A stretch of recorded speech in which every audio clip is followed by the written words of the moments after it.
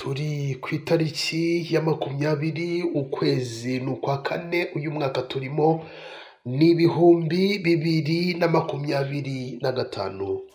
Ngwaye ikaze muri iyi nkuru naguteguriye, nitwa Shadu. Iyi ni Shadu 250 TV. N'ubwicanyi bwabaye mu ijoro ryo ku itariki ya 16 ushyira ku itariki ya 17 z'uku kwezi kwa kane uyu mwaka turimo w'2025. N'ubwicanyi bwabereye mu ntara y'Amajyaruguru mu karere ka Musanze mu murenge wa Gataraga, akagari ka Rubindi, umudugudu witwa Gacondo. Ni inkuru y'umugore wishe umugabo we mu buryo bubabaje cyane. Uwo mugore yitwa Umutoni Françoise, afite imyaka 37, ni mu gihe umugabo wishwe yitwa Hagenimana Innocent. Uyu muryango n'ubu aya mahana hantu yabereye n'amarira menshi cyane, n'amarira ku bana. Hari nk'amagambo umwana yatangaje ndibuze kuza kuba nayakugezaho, n'amagambo ababaje cyane ateye agahinda. Ni inkuru uyu mugore mu by'ukuri, uyu mugore yakoze amahano. Nubwo nawe yahise ajya mu cyumba cy'abana bagasanga nimwe yapfiriye, ariko yakoze amahano yo ku rwego rwo hejuru. Mbere yuko ntangiriye inkuru ngubwira ngo bimeze gute, mwari muzi ko uyu munsi hari amakuru yagiye hanze ubwo hasakwaga iwe doko reka mvuge gukora amasuku. Birumvikana inzu yari yuzuyemo amaraso, inzu yari imeze nabi. Mwari muzi ko uyu munsi habonetse ibaruwa uyu mugore yasize. Uyu mugore yasize ibaruwa iteye ubwoba, ndibuze kuza kuba nakugezaho ngo ni ibaruwa ikubiyemo ibiki, ariko yari yahigiye kwica umwana we kubera ko yari afitanye na Innocent abana bagera kuri 2. Umwe mukuru n'uw'imyaka 8, undi n'uw'imyaka 3. Umwana w'imyaka 3, uw'imyaka 3 niwe uyu mugore yari yahigiye ko nawe bagomba kugendana. Nibigaragaza ko uyu mugore yabipanze, arabyitegura neza, aba umukozi wa Satani. Satani amuhereza akazi mu rugo rwe. Nyine hari nk'ibintu biba ukavuga utese uyu muntu ni Satani yari yaramuhaye akazi ku rwego yari amaze kuba expert wo gukorera Satani. Nyine Satani yari yaramwicaje mu ntebe, ubanza nyine yari yicaranye na Satani tu. Satani wiwe wamugaburiraga reka byite gutya. Ibi ngibi ndabivuga utabyumva ngo wenda ngo Satani ngo ibiki utekereze kure. Donc ni uburyo nyine ibi bintu yabikoze, yari yarahaye Satani icyicaro mu mutima we ku rwego nyine Satani harubanza ari wamugiraga inama. Yari yahisemo kwica umwana we bakagenda ari 3, akana gatoya. Ukibaza ngo ako kana gato nukubera iki yakazizaga iki ku rwego agomba guhitamo ngo naka kana tugomba kujyana. Dukomeze tubane muri aya makuru hanyuma ngo mbwire ngo bimeze gute. N'umuryango wari umaze iminsi ubanye mu makimbirane, ariko byari bizwi n'abantu bakeya.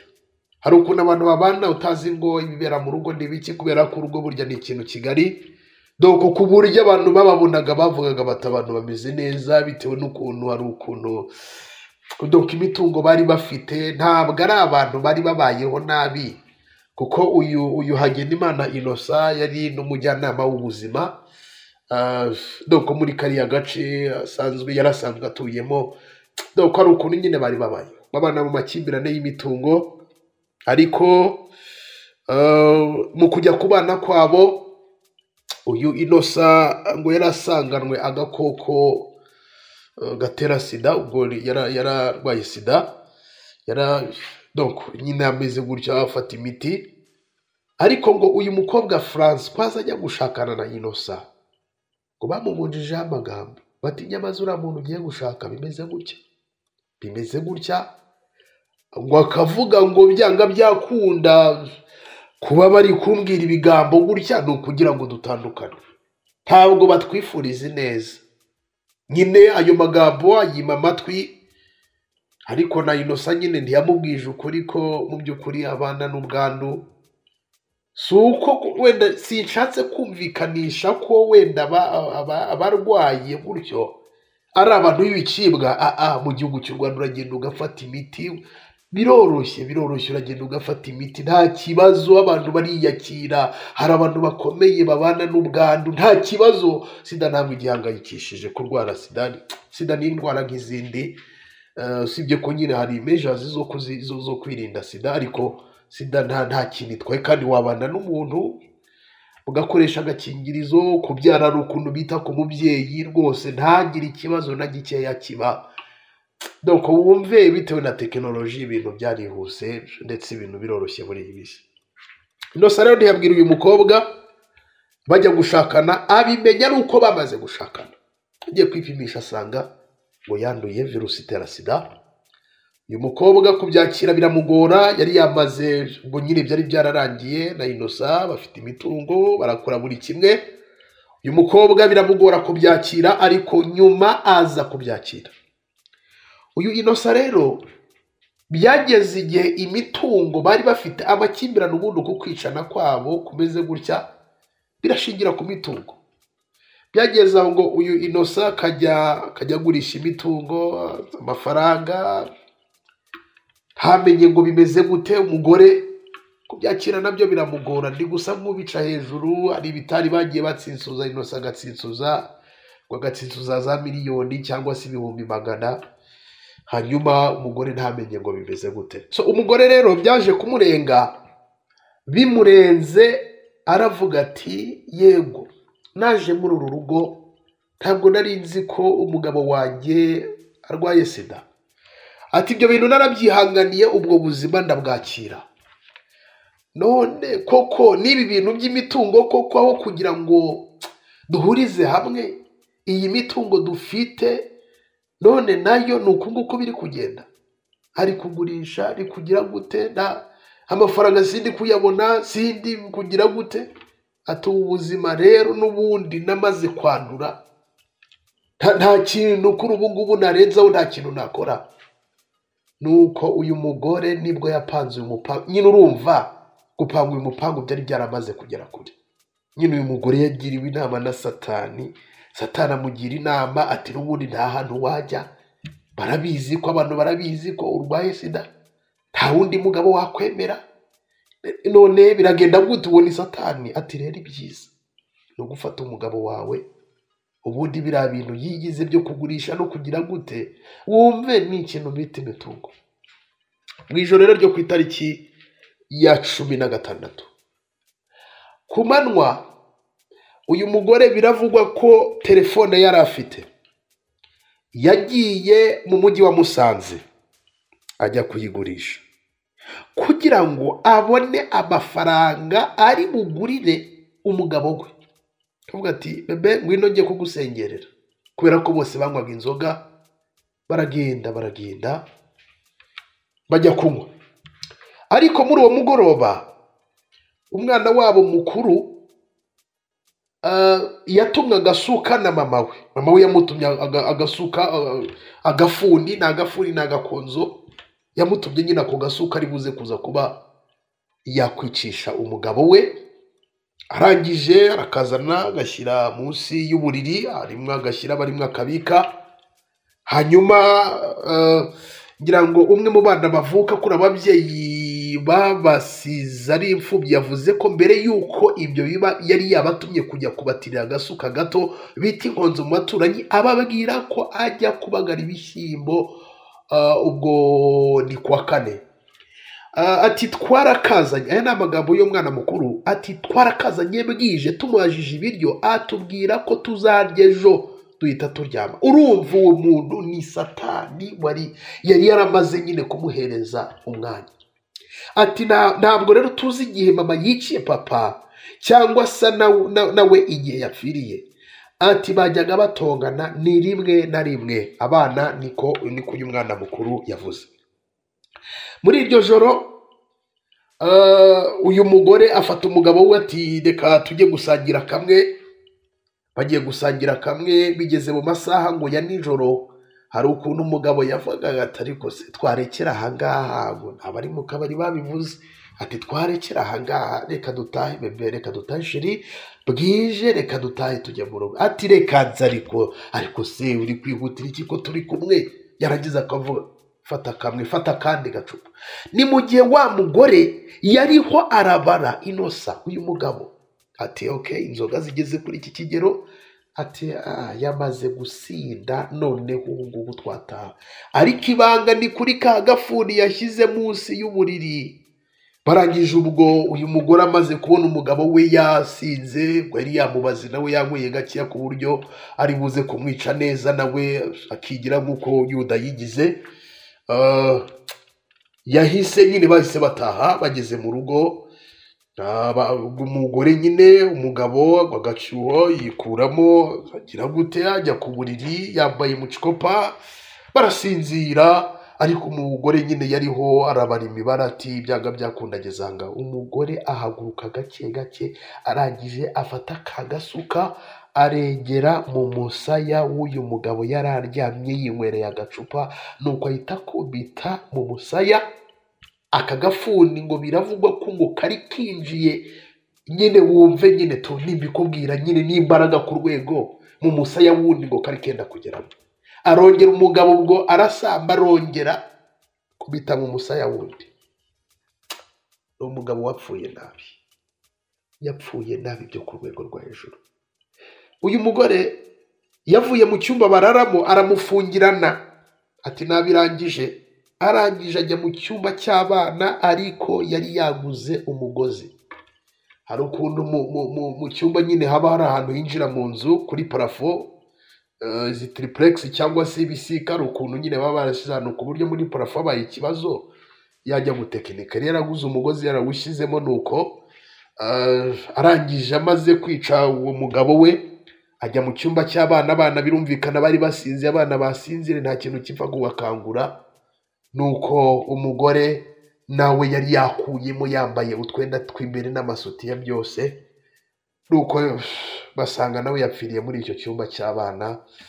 Nk'abantu mwe biteye agahinda nyine, yigira nk'ibyo Yuda yakoze nyine amaze kugambanira Yesu. Nk'abantu mwe birababaje cyane. Mu gitondo rero, mu gitondo reka abana babyuke. Ubwo yari yabanje gufunga hose, reka abana babyuke babona iryo shyano, babona iryo shyano ryabaye. Abana bararira, bumviswe n'abaturanyi. Abaturanyi baraza bica inzugi, basanga ayo mabara yabereye muri urwo rugo, barumirwa. Nk'abantu mwe ni akababaro gakomeye cyane. Reba abana gukanguka bagasanga mama wabo ameze gutyo muri icyo cyumba bararamo. Ibaze iyo foto, uwo mwana w'imyaka 8, aya magambo yivugiye ati rwose yadutumye agasuka, ati ntituzi n'igihe mama yishe papa, ntabwo tuzi igihe byabereye n'igihe ubwe nyine nawe ubwe yapfuye, ntabwo tubizi. Nyine nawe byumve nk'abantu mwe birababaje. Nuko inkuru ibitashye muri karitsiye, mu by'ukuri ari amarira menshi gusa, ari imiborogo. Abantu benshi barumirwa bati ibi bintu mwokagira Imana mwe, dore ko bidakunze kuba n'ubundi muri uwo murenge wa Gataraga. Gataraga ituwe n'abantu beza, muri uwo murenge wa Gataraga utuwe n'abantu beza gusa. Ntabwo byari biherutse kuba ibi bintu, abantu bagwa mu kangaratete bati ibi ni biki. Hanyuma kugambirira kwica umwana we muto bimeze gute? Kugira ngo byumve ukuntu uyu mugore yari yarinjiriwe na Satani, ubwo bakoraga amasuku mu nzu kugira ngo doko batunganye buri kintu ndetse iyo nzu banayifunge, baje gusanga mu nzu uyu mugore n'uyu mugabo babagamo. Doko mbere yuko uyu Françoise yica umugabo we, yabanje kwandika ibaruwa isobanura buri kimwe cyose kimujyanye ndetse n'impamvu akoze ibyo bintu. Ibyo byose by'amakimbirane, ibyo byose by'imitungo, buri kimwe cyose nyine nakubwiye tugitangira, ubwo biriya byose nakubwiye tugitangira bikubiye muri iyo baruwa. Yasobanuye buri kimwe, ati byarananiye kwihangana. Uyu mugore muri iyi baruwa hagati ahantu yari yayishyize harimo kote ivuga ngo aya mafoto yashyizemo ifoto yiwe n'ifoto y'uyu mwana muto w'imyaka 3, aravuga ngo aya mafoto aba ariyo niyo agaragara neza, aba ariyo muzashyira ku mafoto doko kumwe bakora amakadire, aya mafoto aba ariyo muzakoresha. Ifoto y'uwo mwana we w'imyaka 3 yabyaranye na Innocent, ati n'iyi foto yanjye nibyo biri kugaragara neza, aba ari byo muzakoresha. Arangije atanga impamvu ya buri kimwe. Tekereza ko uyu mugore ari Imana hari uyu mwana yagize. Ndi kuvuga ngo ahari, ahubwo ni Imana uyu mwana yagize, ni Imana. Cyangwa se akaba yaribagiwe kuba hari nk'iyo baruwa yarayanditse, cyangwa se bitewe n'ako kayoga yari yanyoye harakibagirwa ko wenda impuhwe za kibyeyi zikaza, akavuga ati wenda uyu mwana sinzi icyo azaba cyo, basi reka sigare, reka cyangwa se agashyira ubwenge kujya atari ko uyu mwana we kandi ngiye kumwica gute, naramwibyariye, basi twe tugiye kugenda, ariko se uyu mwana ndi kumuziza iki? Ariko mu ibaruwa yasize hari amafoto agera muri 2 iyiwe n'iy'uwo mwana w'imyaka 3. Yari yavuze ngo aya mafoto aba ariyo muzakoresha. Ubwo byumvikana neza ko yari kwica umugabo we, yarangiza akica n'uyu mwana w'imyaka 3 bucura bwiwe, bose bagapfa. Ukibaza nyine, urumva mu mutima we yari yaramaze kuba nk'igisimba, kugeza ubwo nyine apangira umwana yabyaye. Umwana nta kosa na rike afite, umwana aragenerwa, umwana ntiyahisemo kuza ku isi, ntabwo yigeze abihitamo, n'ababyeyi bamubyaye, ariko umwana yarabaye victime w'amakimbirane. Ana niyo mpamvu mu by'ukuri nansoza, nukuri niba uri buradukurikira ufitanye amakimbirane n'umugabo wawe cyangwa se n'umugore wawe, iri beta ko mwayakemura kandi mwese mukumvana, kubera ko nta keza k'amakimbirane birangira urupfu, birangira kwandavura, nyine nta keza k'amakimbirane. Kandi ikindi, amakimbirane ntashobora kukugeza mu ijuru. None se uraryama muri kuvuga ngo kiriya kigore, ukaryama muri kuvuga ngo kiriya kigabo, ukaryama muri gutogana muri kugira gute? None se ubwo urumva Kristo yazasanga uri muri ibyo bintu? Ikiza rero, kiza mubona byanze no gutandukana, aho kugira ngo hazemo ibintu byo gupfa no kugira gute. Niba Innocent yarasezeranye na Françoise, bari kwaka divorce bagatandukana.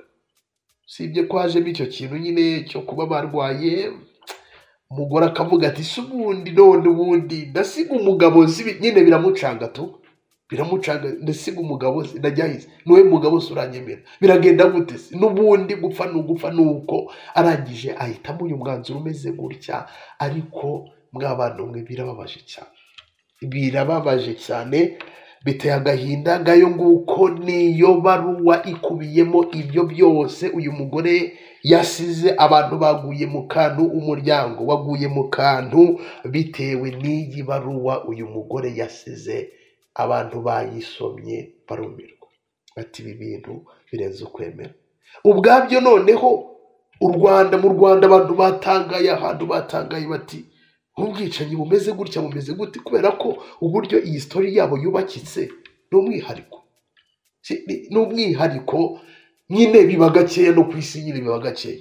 Kuva umuntu yisha undi ngo byagenze gutya no gutya, ngo wanyanduje, ngo none ngo ni kubona ngo nta kintu, ngo akajya kumugurira, agasuka mu mutwe kubita, nuko nawe akagenda akikoraga ibyo Yuda yakoze, nuko abana mu cyumba cyabo, nyine biba gakeya. Niyo mpamvu noneho aya makuru nkuzaniye yiyi baruwa ko yashakaga no kwica umwana we, ikigaragaza nyine uburyo Satani uyu mugore yari yamusuye, doko Satani niba afite urugo yari yaramugize umukozi wo mu rugo. Kandi umukozi wo mu rugo uyu Françoise, umukozi wo mu rugo rwa Satani, yari inshuti na boss Satani, yari inshuti ye nyine, yari yamugize inshuti, yaramaniga doko zana inshuti zo ku rwego rwo hejuru udashobora kwiyumvisha, ku rwego nyine birarenze ukwemera. So reka nsoreza ngaha. Nitwa Shadungira ngo wenda ndi birarenze mw'abantu mwe, birarenze reka ndeke kumara iminota mbasezere. Gusa ikintu cy'amakimbirane ni ukuri mukirinde amakimbirane arakatsindwa n'Imana. Amakimbirane arica, kutumvikana kurica mw'abantu mwe, ntiwajya mu ijuru. Ni ukuri abafitanye amakimbirane mu bikemure, niba mubona byaranze mujye mu buyobozi, abantu batandukanye abantu, aho kugira ngo tuzongere twumve inkuru zimeze gutya. Oya ibintu nta na gakeya bikwiriye. Tekereze ko mukuyemo isomo abantu mudukurikira, inkuru tugenda tubagezaho z'imibanire, sosiyete, kuko abantu sociological, uko abantu babana. Nizere ko mukuyemo isomo ryo ku rwego rwo hejuru. Ndabakunda, nitwa Shadu, iyi ni Shadu 250 TV. Niba utarakanda subscribe ubikore, tujye tubana 5 kuri 5.